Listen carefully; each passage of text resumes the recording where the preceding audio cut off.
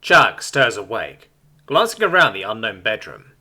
It takes her only a short panic moment to remember where she is, before she clutches her chest to calm down. She has spent so much time on the ship that, despite the pleasant surroundings, it is anything but to wake up to. Releasing herself from the silky blanket, she sits up and shakes herself to loosen her slumber stiffness. She dons her communicator and lens, reflectively checking her messages. There are 24 responses from local Terran specialist and generalist counselling agencies. Although the words vary a bit, all bear the same unfortunate rejection. The prime reasoning being how vague Chuck's request has been. For obvious reasons, she can't just proclaim who she is, or who Simone is for that matter. Second being, there are very few non-Deathworlders who are trained to handle Terrans, and none wish to be dispatched on a potentially hazardous position, despite the high payment offered. Finding a qualified individual is proving to be a much more challenging endeavour than Chuck first figured, especially now with the additional risks of appealing to less official organisations. Then Chuck comes across another message that isn't a response, rather is unprompted. A bit dubious as to how someone managed to get her secured net address, Chuck reads it. Greetings. It has come to my attention that you are seeking an individual to be a professional Terran mental therapy counsellor. From what I can tell, it's an extraordinary mobile position that may prove to be fairly perilous. The vagueness of your presented situation is concerning as well, however I see the pay takes all this into account. The prospect of danger does not excite me, yet I request an interview for the position. Although I'm not associated with any Terran education training programs, I am a fully licensed psychologist that has spent years studying Terrans. I apologise that I can't yet say how I received your net address, and I understand any mistrust that may cause. However, I owe a great debt, and I believe taking your offer position will be the first step in paying it. I could be wrong, but perhaps the stars have aligned on me. An additional matter that may unfortunately complicate possible negotiations is I have an associate that is also looking for employment. I humbly request that they have a chance to present their case. I can personally vouch for their capabilities and reliability for what that's worth. Please respond to this message if you are interested, otherwise, may the stars guide you. Dr. V. Chuck almost immediately begins to write up an elated response, but stops herself. Simone should have a look at this first, Chuck paces, excitedly moving to her bedroom door. As it suddenly slides open, the voices of two Terrans can be heard. Oh, right, Chuck thinks, as the recalling of yesterday's events comes flooding back all at once. About last night, Eddie's voice says in playful disappointment. Yeah? Simone responds, as though she is further away. Sorry, that must have been really awkward for you. Eddie apologises through closed teeth. Nah, don't worry about it. It happens. How are you with spicy food? Simone asks, followed by a bag shaking. Big baby, I'm afraid. My Zenith co-worker once saw me nearly die after eating a rogue jalapeno in a salad. They were convinced I was on death's door, and even called in medical staff. Poor guy has a panic fit every time he sees me eat anything more spicy than black pepper, Ellie explains with a chuckle. Can't blame him if a little jalapeno put you down, Simone teases. Hey, it's not my fault I was raised on bland station rations. At least it didn't put me down. It just caught me off guard, and I might have initially overreacted. It happens when you bite down expecting a cucumber and get jalapeno, Ellie defends in a boisterous tone, prompting a hearty laugh from Simone. Those two things look nothing alike, Simone utters through her humorous sparks. They're both green, and I wasn't expecting every fucking bite, you arsehole, Ellie responds, joining in the barking. After the two calm down and some cooking aromas begin to seep their way to where Chuck stands, Ellie speaks up again. So, I'm guessing there won't be a second night? She says softly. It's not that I'm unwilling, but the more I think about it, the more I think that my heart wouldn't be in it, Simone replies in a thoughtful tone as the sizzling sound begins erupting. Drat, me being in Lightway cost me a real good time, huh? Ellie prods.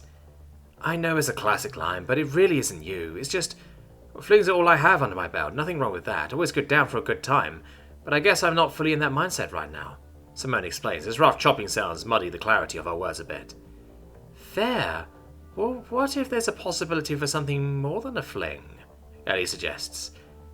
I thought about that too, and unless you're willing to drop your entire career and live in constant paranoia of being hunted down and killed for some random woman you just met, I don't think we'd work out that way. No convincing you to stay around these parts? I can get you an easy in working a desk job to start, not just for me, but I'm going to be honest, that just sounds like a horrible way to live, Ellie says with genuine concern. Chuck tenses both in guilt and anticipation for what Simone's response to that would be. It's not all bad. It's given me a direction, you know. Something worth the life of someone like me. I couldn't ask for a better cause to fight for, people to die for. Besides, I'm not on the best terms with the Terran Union. I doubt your company would be pleased with you recommending me. That bad, huh? Dang. Well, unfortunately, I'm a big homebody with a grandma to take care of. But thank you for a good time regardless. At least I got a good whiskey-flavoured kiss in. That you did. I'm glad to have a positive experience with a fellow Terran for once, to be honest. Then again, the places I've been to didn't really breed the best sorts. It's now when Chad gathers the courage to walk down the hallway to the kitchen. Ellie sits at the divider while Simone works away, prepping food. Ellie is the first to spot the Callie. Morning. Sleeping well? The Terran asks, causing Simone to look back. There she is. Ever had Terran-style scrambled eggs? Simone says, flipping a spatula dexterously in her hand. Oh, yes, I slept very well, thank you. And no, are they like the deviled eggs we had last night? Chuck answers in order of the incoming questions. Deviled eggs, and nope, completely different. I tried finding spices or flavourings that you can have, but apparently there's none readily available, so you're getting extra cheese and ham, Simone replies, slipping a wink towards Chuck. Ellie passed the seat next to her, inviting the Callie up, who accepts it gladly. Sounds lovely, Chuck agrees, trusting Simone's judgment. Ellie leans forward, resting her head in her hands, and gives the Callie an apologetic look. Sorry that you had to be sandwiched between two flirty drunken Terrans last night. Must have been a little stressful for you, she says. Oh, Chuck mumbles, suddenly getting a very literal mental image that caused her eyes to flash. I can think of worse positions to be in, she half jests. Ellie's eyes narrow and a slight grin spreads across her face. Maybe last night could have been more fun than I thought. Ah! She's apparently interrupted by a cube of ham smacking her forehead like a delicious sniper bullet. The two look up to see Simone pointing a half-cooked egg-drenched spatula directly at Ellie. No seducing the Callie. I have enough trouble keeping her in one piece from weapons fire. Last thing I need is for her to have a shattered pelvis, she says in a pseudo-serious tone. Simone! Chuck whines in embarrassment. Simone then turns her brandished pointer to the Callie. And you? If you go sleeping around with Deathworlders, I'm warning you right now, I will still do my job. I will literally stand there as some kind of weird sex referee to make sure you don't get yourself pulverized, and I'm sure neither of us wants that, she teases, as the edges of her mouth curl, breaking the already thin facade of seriousness. Still, Chuck leans down on the divider, covering her head with all four limbs. Simone! The Callie begs, utterly perishing from the incredible discomfiture. Speak for yourself, Ellie mumbles devilishly. Hey, I have more ham, Simone threatens. Ellie chuckles, raising her hands in surrender. I'll be good, she promises, as the front door opens and the slumping Chalklook makes his way in. Damn, dude, rough night? Simone asks, as she notices the yellow hue of the captain's scales. The ragged Trumbull, despite lacking legs, somehow finds a way to stumble and trip. He rests on the floor, dazed. At some point in the night, 2 dashing ladies became 9, 12 if you ought to count heads. By the stars, that was the longest shuttle ride of my life. By the time we arrived at the apartments, he mutters in a euphoric splurge of contentment and horror, before Simone turns the heat off the eggs and grabs his arm to help him up. Alright, sailor, let's get you to a bed that'll sit still, she says, as she hoists the man up and practically drags him down the hallway. Left alone with Ellie, Chuck fully unfurls. So, you lied to me, the Terran informs the Callie. I have? What do you mean? Chuck asks, perplexed. You've got eyes on Simone, like big time, Ellie says, lowering her voice to a near whisper. I said there's nothing between us. There isn't, Chuck reinforces, mimicking the low voice. But you really want there to be, right? Ellie counters. It doesn't matter what I want. She obviously doesn't think of me that way. Look how fast she warmed up to you, Chuck states, as she curls in her lower limbs against her chest. Girl, she just threw ham at me for insinuating fun time with you. If that isn't overprotective denial of her own feelings, then I don't know what is. As much as it hurts my ego, maybe she warmed up to me so fast because she's venting. Oh, you're very pretty and nice, Chuck counters with a subtle bounce. Oh, thank you, Ellie says a bit louder, hinting at the other Terran's return. So much for being good, Simone mutters, as she makes her way back to the kitchen. I am. Chuck and I are just having a conversation, Ellie assures while waving her hand. Oh, sure, what about? Simone interrogates, as she starts folding in the cheese and ham into the eggs. That we should all hang out again next time you're in town.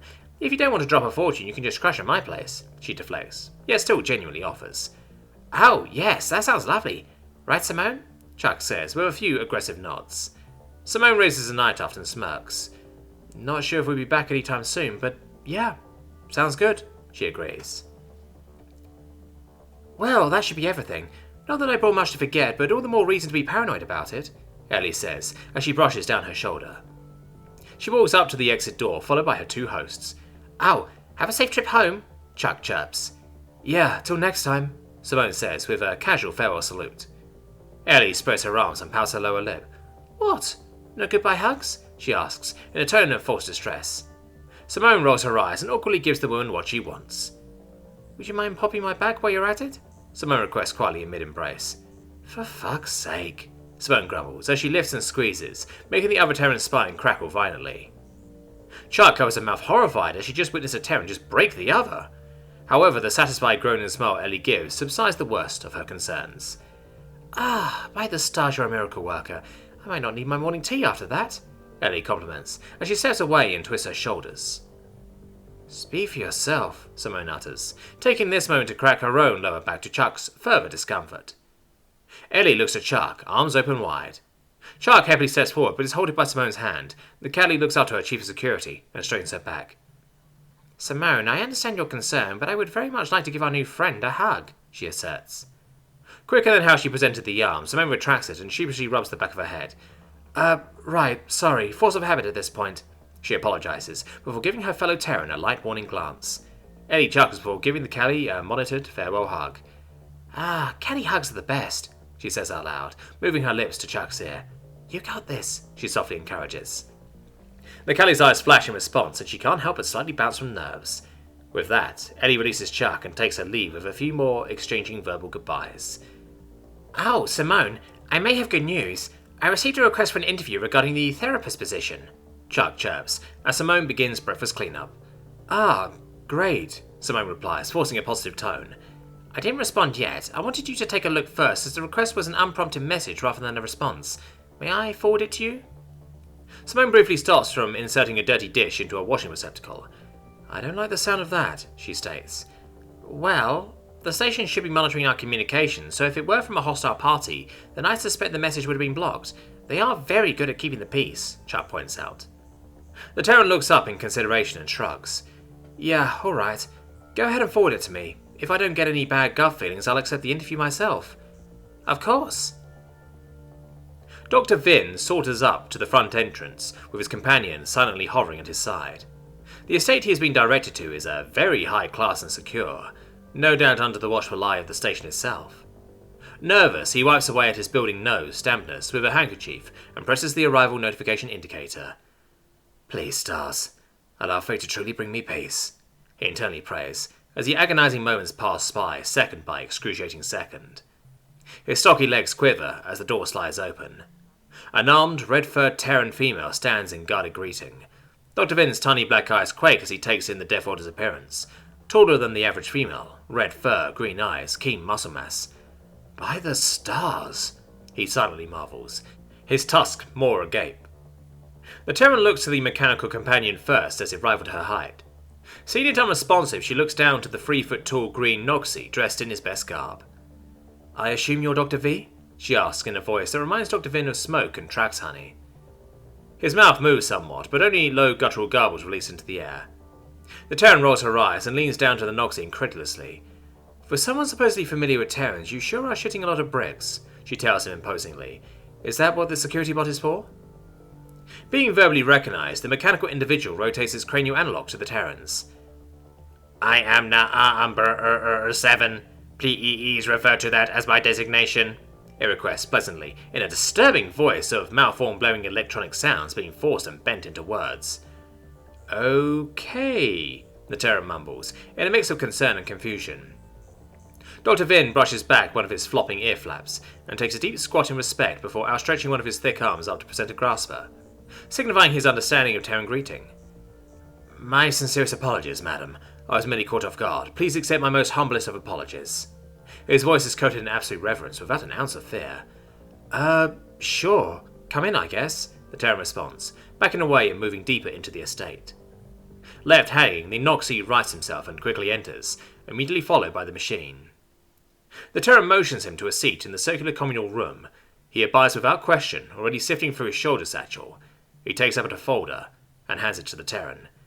In case you prefer physical copies, there's my certifications and recommendation notes from previous patients, he explains, as she thumbs through it. To be honest, I wouldn't be able to tell if these are legit or not, she admits, before lifting a muscular appendage to her communicator. Yeah, it's safe for you to come out. He's got a security bot, but nothing I can't handle. 7. The mechanical individual spurs. Ah, yes, before I begin, I must clarify my companion's dilemma. They would very much like to apply for a position aboard. 7 and I are a bit of a package deal, Dr. Vin says. I'm not sure station security would appreciate us nabbing one of their tin soldiers, and bringing on a clearly malfunctioning security unit kind of goes along the same lines as the whole no Deathworlder thing, the Terran argues skeptically. Dr. Vin pats the side of Seven's hovering torso. I'll allow 7 to speak for themselves. May they also be granted an interview? He requests. I guess, the Terran agrees, as she looks up to Akali entering the room. Oh, what an interesting pair. Hello, my name is Chak. I am the Equipchap's custodian. I apologize, the captain is a bit predisposed at the moment, so we will begin the interview with his absence. Very well. Greetings. I'm Lavaticus Troddy of the Form Family Vin. Please feel free to address me as Dr. Vin. I earned my psychology degree at the Alatas University on Carbor 5. However, I have been certified on Terran Physiology here on Vaporperna. What made you want to specialize in Terran Physiology? Chak asks. Dr. Vin looks directly at the Terran in the room. Your kind outstands me. I've seen tremendous acts that I could not rationalize or understand in the past. I simply needed to. Specifically you, Simone Thatch, he says in great admiration. Simone tenses and narrows her sight, not liking this unexpected turn of events. Better have a good explanation on how you know my name, she responds darkly. Not perturbed by the underlying threat, Dr. Vin nods and takes out a datapad from his satchel. He presents it, allowing Simone to glance through the myriad of images stored within. I received your net address from the station itself. It knows exactly what my connection with you is, and decided to bring us together so that I may repay you for what you did for me. Our paths would have very likely not crossed if it hadn't intervened, he explains. Simone goes completely silent as she immediately recognizes the setting of the images, where a female Noxie and her pup did their best in a tough situation. She flicks back for each image until her own face pops up like a vengeful ghost from the past. She's younger, hair is buzzed, face recently beaten to a pulp, and eyes completely glazed over in dead shock, but is undeniably her. Chuck glances over at the image as well, but restrains herself from making any comment. Instead, she begins to rub circles into the Terran's back. Those images were taken by my niece. Her home was destroyed by a reckless bombardment a month prior. Thank the stars she and her pup weren't there at the time. They had been dwelling in that refugee camp, waiting for our family to arrive and take them in. We never would have received that opportunity if it wasn't for you, and the actions you took that day. Dr. Vin elaborates sincerely. Simone sets down the datapad to cover from her shaking. That, seems pretty convenient. You studied Terran headship because of something I did, and here you are just when I'm looking to sort out headship, she mutters defensively. Yes, I believe it is a superstitial concept that your kind refers to as karma. In the grand chaos that is the universe, a push responds to a pull, and here we are. I truly believe that no matter what plucks the strings of destiny, if anything, I am meant to be here for as long as I am needed. That being said, I will still be accepting the offered salary, destiny or no, I must make a living. Of course, Simone, this must be a lot. If you think this isn't right for you, that's perfectly fine, Chuck assures, wanting to counterbalance the absolution this Noxie is exuding. The Terran bites her cheek. There's something off here. Though this guy isn't setting off any red flags, Simone can't help but smell the stench of something scheming. Her eyes land back onto the bot. The orange face lights flicker in response. There's an aspect about it that twists the Terran's instinctual core. What's your deal? She asks, addressing it directly. A moment passes as the bot processes the context of the question. My soul has been quiet, it responds, using the mutated mechanical voice. Simone leans forward. Wait, so you're awake? A security bot? She insinuates, fully realizing what her gut is telling her. Correct. My munitions have been uninstalled if that concerns you, they assure, before opening up their arm panels, exposing empty cavities. Chuck tilts her head and unconsciously steps closer to Simone. Oh, I've never heard of a security bot gaining sentience. Is there not limitations in their software that keep such a thing from being remotely possible? She inquires. Father allowed it, the bot responds plainly. This station's regulations are far different from the norm. In order to facilitate the safety of the patrons, a few measures are taken for efficiency. I must admit, however, Seven's awareness is on me, Dr. Vin clarifies. Oh? How so? Chuck asks. Well, while working with Terrans, I've grown accustomed to inquiring into certain lines of thought. Seven here approached me one day as an escort when some unsavory source started kicking up a ruckus. To pass the time, I started asking questions, and one thing led to another. Dr. Vin is my guardian, Seven affirms. Oh, I believe I see the importance of you two staying together, Chuck chirps. Indeed, Seven is my responsibility, Dr. Vin says, as he pats the automaton. Not the first I brought up in the world, but certainly the most interesting.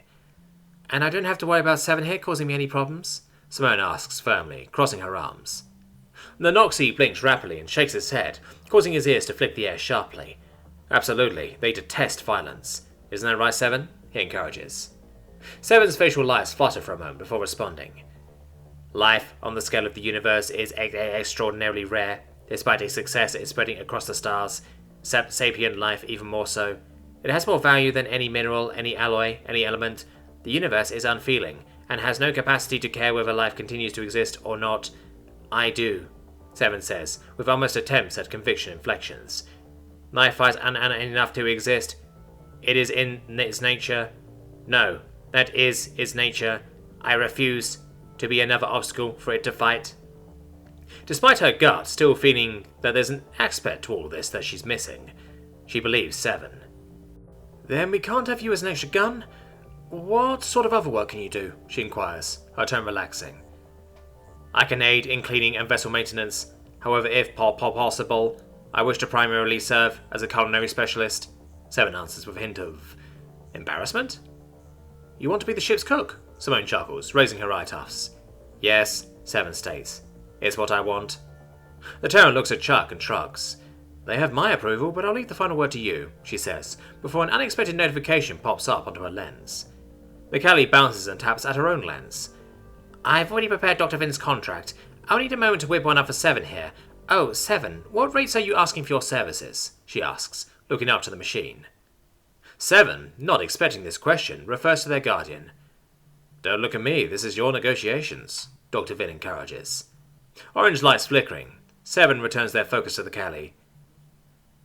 Standard ad rate is acceptable, they answer. Oh, are you sure? I can offer you a bit more than that. How about I double that rate if you pitch in with ship's maintenance when you're not working in the kitchen? That is also acceptable, Seven answers, in their equivalent of flustered. Excellent. I'm sending the contracts to Dr. Vin now. Welcome to the crew of the Quick Chap. Chuck chirps excitedly. Most excellent indeed, thank you, Dr. Vin says with a brief squat. I'll have my belongings sent here to be loaded. Don't fret, it's not much. In the meantime, Simone, I will be honoured to have a sit down and start an initial dialogue, just to get the feel for it. Would that be alright? Already? Bit fast, don't you think? Simone responds a bit jittery. We don't have to dig into anything, but it may help to establish where to begin. Just thought this is a good opportunity. Simone avoids Chuck's eye contact and slightly shakes her head. Sorry, gonna have to take a rain check for now. I actually have something I need to check up on before anything else, she admits. I understand. May I have your net address in that case? Yeah, Chuck can also let you into the ship's closed network, Simone agrees. Very good. Regardless of when we begin, I look forward to our sessions. I hope it's not too much of an intrusion, but could Seven and I perhaps relocate to this estate? It would cut down a great deal on travel time, he inquires. This estate is for our crew, so absolutely, Chuck agrees. Ah, excellent. Well, Seven, it looks like we're official. Yes, I'm looking forward to working with you, Seven says, turning towards the kitchen's direction. May I utilize the kitchen? Dr. Vin has yet to eat anything. Knock yourself out, excuse me, Simone stands, and begins walking to the front door. Chuck follows in a concerned pursuit. After the two leave the estate's entrance, Simone presses up into her lens and communicator. Are you alright? McKelly asks softly. Just a sec, Chuck, Simone whispers, as she waits for a connection to complete. Silencing herself, Chuck awkwardly, she watches Simone shift from one leg to another until the Terran gets in contact with someone. Hello? Yeah, I just received the message. How much time? Fuck. Would it be possible to speak with her directly? Yeah, thanks. Simone speaks aloud and starts waiting once more. Chuck wishes she could hear the other end of the conversation, but she already has a good idea of who this is regarding. Hey, this is Simone. I know it's not a custom for a Terran to be there, but I'd be honoured if you'll have me. Alright, I'll be right there. Just hang in there. Simone disconnects from the call and begins moving to the shuttle.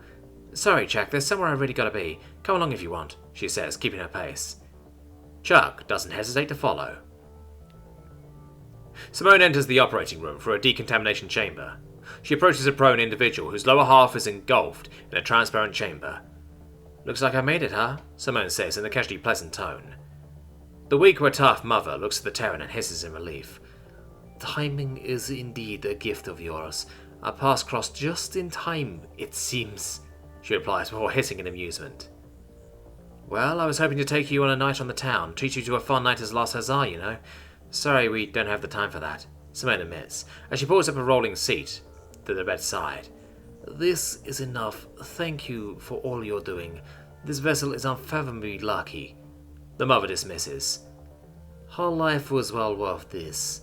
The Wataf's clawed grasper takes hold of the Terran's paw. Is there anything else you need from me? Name it and I'll get it done, Simone promises. Just see this vessel off as she sets sail? You bet. The Wataf suddenly hisses a soft laugh. A Terran and the Wataf. What a scene this is, she reflects amused. Hey, our people may not be on the best of terms, but the way I see it, we're still people, right? Simone assures, placing her other hand on top of the other. Yes.